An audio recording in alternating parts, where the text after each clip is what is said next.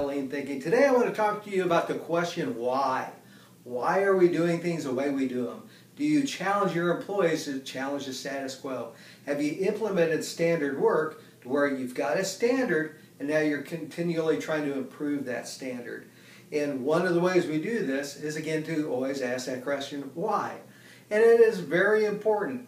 If you're going to stick with any long project, over the long haul, or anything when you're running up against obstacles, that why becomes very important. If you're running a 26-mile marathon and you're at mile 20, again, knowing why I'm doing this challenge is important, as there's going to be periods there where you're not going to want to continue. Again, you got to know the why. I talked about a behavioral psychology experiment involving several monkeys and a banana. So I'm going to cut to that story and just let you watch it, and then we'll go from there. Enjoy.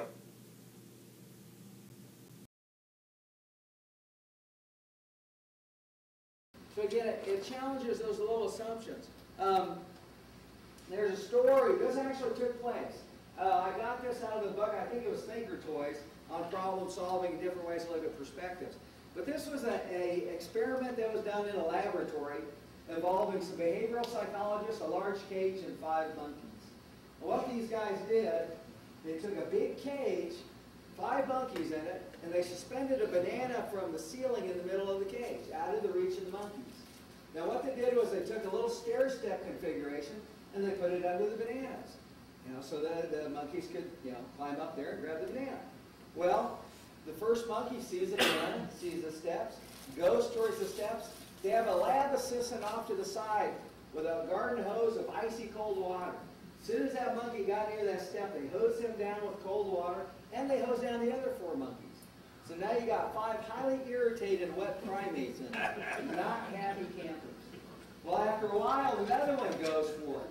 Same thing happens. They hose him down, they hose down the other 4. Well, after a while, these guys aren't stupid. Any of the monkeys go near that, the other 4 attack him. They don't want to straight out of the water anymore. I said they actually did this. Okay, now they had them trained that way. Here's what they do. They take out one of the trained monkeys and they put in a brand new monkey.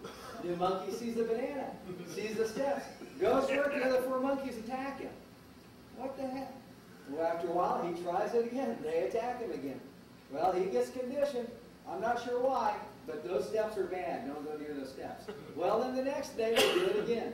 They take out another one of the original monkeys, put in another new monkey. Now it's getting interesting. Because here they put in the new monkey. New monkey sees the banana, sees the steps, goes for it. The 3 original monkeys and the 4th other new monkey that has also never been sprayed with water, but has already been conditioned, attacks him. They continue to do that, as you would guess, with all 5 monkeys. Where when it's all said and done, they have 5 new monkeys in there. None of them have been sprayed with water. Anytime any of them go near those steps, the other 4 attack them. They have absolutely no clue as to why they're doing it. Now, sadly, you see a little correlation here at times. It takes generations at times, years to create the guidelines, the patterns that we have.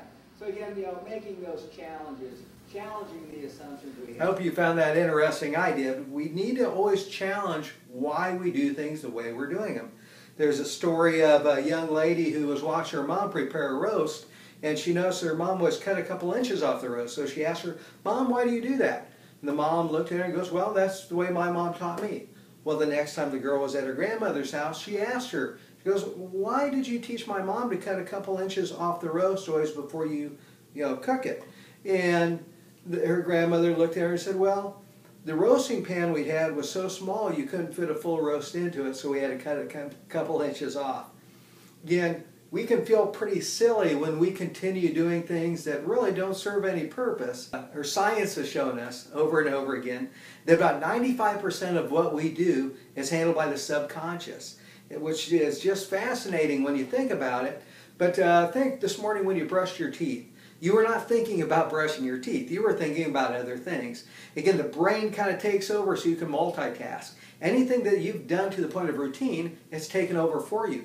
Even complex activities like backing your car out of the garage and onto a busy street, again, you've done it enough to where your subconscious kind of runs that. and you're thinking about other things, thinking about what you're going to do when you get to the office or whatever. So it's really important to challenge and look at why we do things the way we do it. So again, challenge your employees, challenge yourself. Always ask that question, why? Is it still important that we do it this way?